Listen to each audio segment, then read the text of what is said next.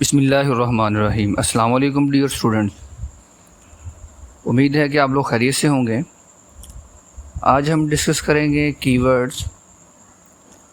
ये डेफिनेशन है, बोर्ड में बहुत दफ़ा ये डेफिनेशन आ चुकी है, लेकिन सी लैंग्वेज को सीखने के लिए कीवर्ड्स का जानना भी ज़रूरी है। तो चलिए इसकी डेफिनेशन को देखते हैं। Keyword is a word in C language that has a predefined meaning and purpose.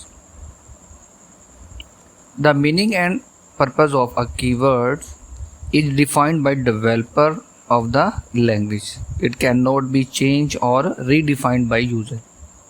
Simple word में अगर हम देखें तो ये ऐसे अल्फाज होते हैं जो टर्बो C++ जो डेवलपर बनाने वाले हैं, लैंग्वेज बनाने वाले हैं, उन्होंने इनको डिफाइंड कर दिया है, इसीलिए इन्हें प्री डिफाइंड कहते हैं। बने हुए हैं पहले से, इनके मीनिंग टर्बो C++ के कंपाइलर के अंदर मौजूद है और इनके जो पर्पज़ हैं वही स्पेशल पर्पज़ हैं जो बनाने वाले ने बना दिए। हम इन्हें अपने मतलब के लिए यूज़ नहीं कर सकते। यानी कि अगर हमने यूज़र ने खुद से कोई वर्ड यूज़ करना है या एज ए आइडेंटिफायर या एज ए वेरिएबल, तो हम इन कीवर्ड्स को अपने पर्पज़ के लिए यूज़ नहीं कर सकते, बल्कि वही पर्पज़ इनका होगा जो डेवलपर ने इनका डिफ़ाइन कर दिया है। और जितने भी कीवर्ड्स हैं ये लोअर केस में होंगे, स्मॉल लेटर में लिखे जाएंगे।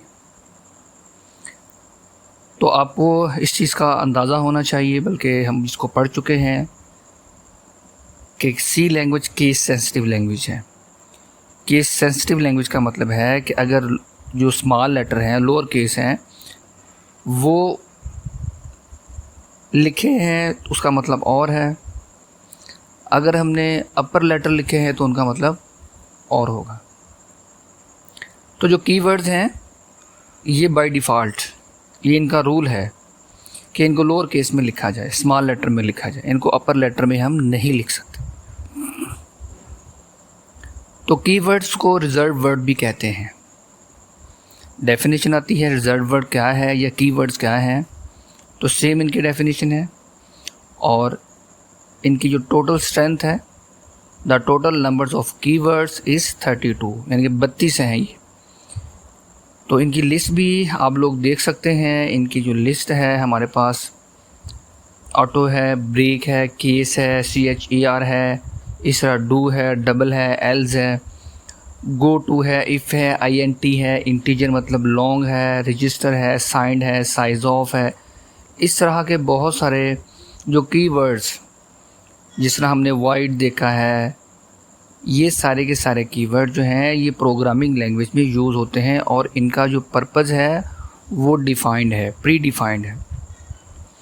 और इन्हें हम अपने किसी भी ख़ुद से, जो अगर हम कोई फंक्शन बनाना चाह रहे हैं, हम खुद से अगर कोई वेरिएबल बनाना चाह रहे हैं या हम खुद से कोई आइडेंटिफायर बनाना चाह रहे हैं, तो हम इन वर्ड्स को नहीं यूज़ करेंगे, क्योंकि इनके पर्पज़ भी वही होंगे जो डिफ़ाइन कर दिए हैं। तो इसके बाद हमारे पास वेरिएबल है। वेरिएबल को देखते हैं। वेरिएबल सिंपल वर्ड में मेमोरी लोकेशन हैं, मेमोरी सेल्स हैं और रैम के अंदर ये बन रहे होते हैं। It is use to store programs, input data and its computational result during execution. हमारे पास जो डाटा होता है और उनके जो रिजल्ट्स हो रहे होते हैं, उनको सेव करने के लिए इन सेल्स की हमें ज़रूरत पड़ती है। मेमोरी के अंदर जो सेल्स होते हैं, और एक्चुअली वेरिएबल जो हैं ये वही सेल्स हैं, मेमोरी लोकेशंस हैं।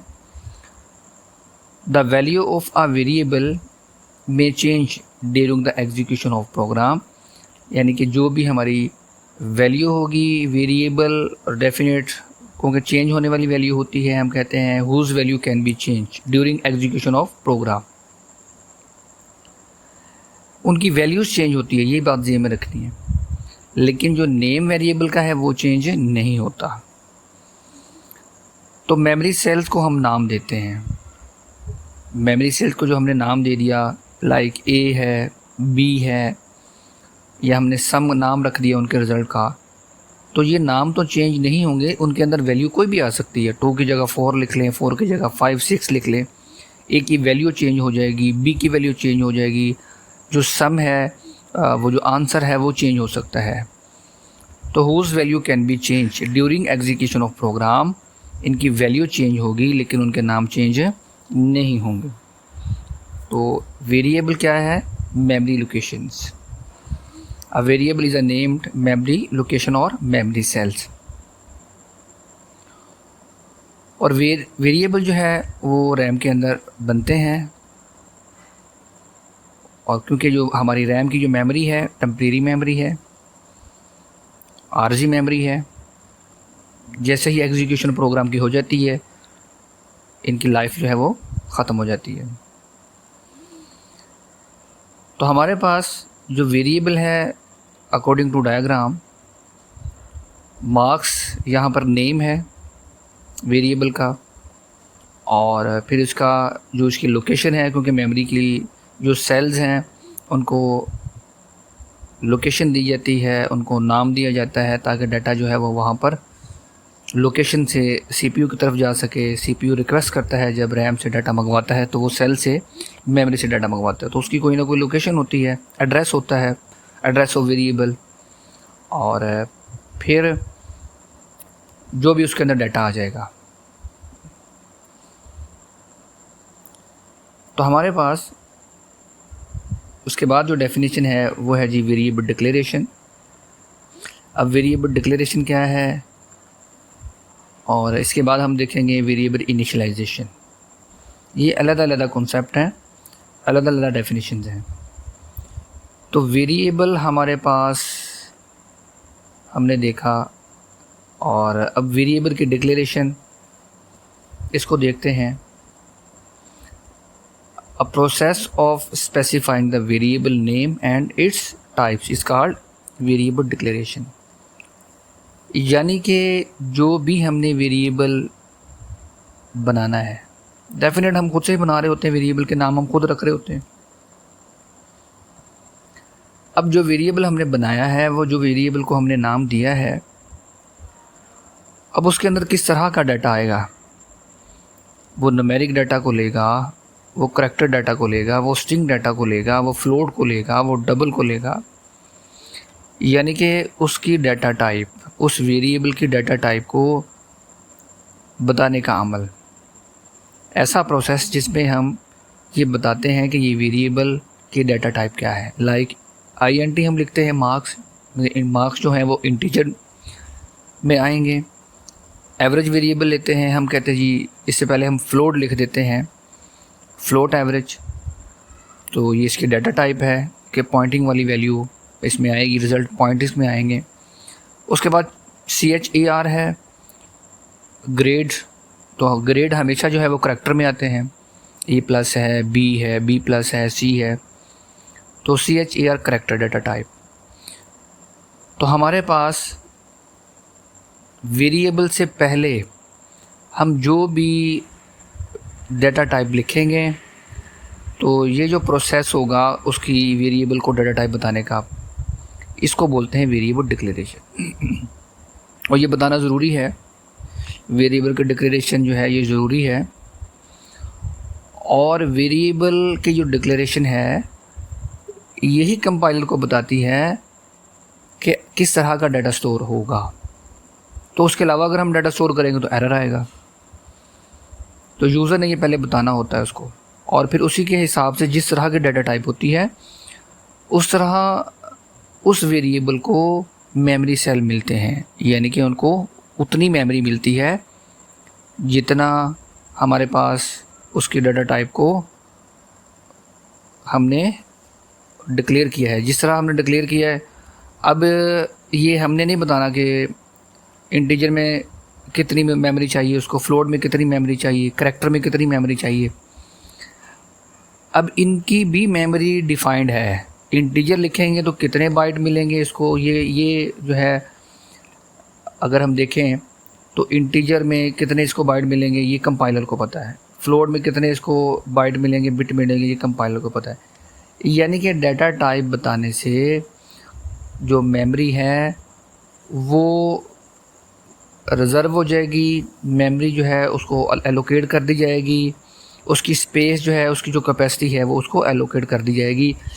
अब मार्क्स एक वेरिएबल है, अगर हम इंटीजर रखेंगे तो वो इंटीजर को देखते हुए मार्क्स डाटा टाइप में मार्क्स जो है वेरिएबल उसको मेमोरी एलोकेट कर देगा। अब एवरेज एक वेरिएबल है तो फ्लोट को देखते हुए उसको मेमोरी एलोकेट कर देगा। तो मेमोरी एलोकेशन का हमारे पास भी नेक्स्ट जो है वो टेबल है कि वो किस तरह का डाटा स्टोर करता है, कितने बाइट का डाटा स्टोर करता है, उसको भी आगे जाके हम देखेंगे। लाइक यहाँ भी मैं बता देता हूँ आपको कि इंटीजर के लिए 2 बाइट्स होते हैं और फिर इसी तरह शॉर्ट डाटा टाइप है उसके लिए 2 बाइट होते हैं। तो इसी तरह डाटा टाइप जो है वो आपने अगर फ्लोट यूज़ करना है तो 4 बाइट उसके लिए होते हैं, डबल लिखेंगे तो उसके लिए 8 बाइट होते हैं। ऑटोमेटिकली मेमोरी जो है वो बन जाती है डाटा टाइप को देखते हुए। तो चलिए आगे एक और छोटी सी डेफिनेशन है वेरिएबल इनिशियलाइजेशन। तो वेरिएबल इनिशियलाइजेशन का मतलब है कि हमारे पास जो हमने डाटा टाइप डिक्लेयर करवाई थी वो उसका मकसद था कि वो वेरिएबल किस टाइप का डाटा स्टोर करेगा, न्यूमेरिक में करेगा, करैक्टर में करेगा, फ्लोट में करेगा। लेकिन जो वेरिएबल इनिशियलाइजेशन है उसका मतलब है कि इसको बाज़ दफ़ा हम वैल्यू भी असाइन करवा देते हैं। जब हम उसको डाटा देते हैं वैल्यू असाइन करवाते हैं, राइट साइड के ऊपर असाइनमेंट ऑपरेटर लगाते हैं और इसको हम वैल्यू असाइन करवा देते हैं। तो ये जो प्रोसेस है, ये जो अमल है, इसको हम कहते हैं वेरिएबल इनिशियलाइजेशन। डिक्लेरेशन में सिर्फ डाटा टाइप बताते हैं और हमारे पास जो इनिशियलाइजेशन है इसमें हम उसको कोई ना कोई वैल्यू असाइन करवा देते हैं इक्वल साइन के साथ। और इसमें हमारे पास जो वेरिएबल नेम है ये लिखा जाता है लेफ़्ट साइड पर और जो वैल्यू है वो लिखी जाती है इक्वल के राइट साइड के ऊपर। तो अदरवाइज़ इसमें मीनिंगलेस डाटा होता है, मतलब कि गार्बेज वैल्यू होती है जिसकी कोई भी मीनिंग नहीं होती। यहाँ पर एक डेफिनेशन है गार्बेज वैल्यू। तो गार्बेज वैल्यू ऐसी वैल्यू होती है जिसका कोई मीनिंग नहीं होता, यानी कि उसको हम बाद में चेंज कर देते हैं। तो डियर स्टूडेंट, ये था हमारा आज का जो टॉपिक। कीवर्ड्स हमने देखे, रिजर्व वर्ड होते हैं, मीनिंग इनके डिफाइंड होते हैं, पहले से मौजूद होते हैं। डेवलपर जो प्रोग्रामर है जिसने सी प्रोग्राम को बनाया, टर्बो को बनाया, उसने इसको जो है वो डिफ़ाइन किया हुआ है। वेरिएबल्स मेमोरी लोकेशंस के नेम्स हैं, उसके बाद वेरिएबल डिक्लेरेशन डाटा टाइप बताने का अमल, और जो इनिशियलाइजेशन है वो उसको वैल्यू देने का अमल है। उम्मीद है कि डियर स्टूडेंट आप लोगों को समझ आ गई होगी। फिर भी फर्दर कोई क्वेश्चन हो, किसी भी किस्म का कोई पॉइंट समझना हो तो आप मुझे ईमेल कीजिएगा, मैसेज कीजिएगा। थैंक यू, अल्लाह हाफिज़।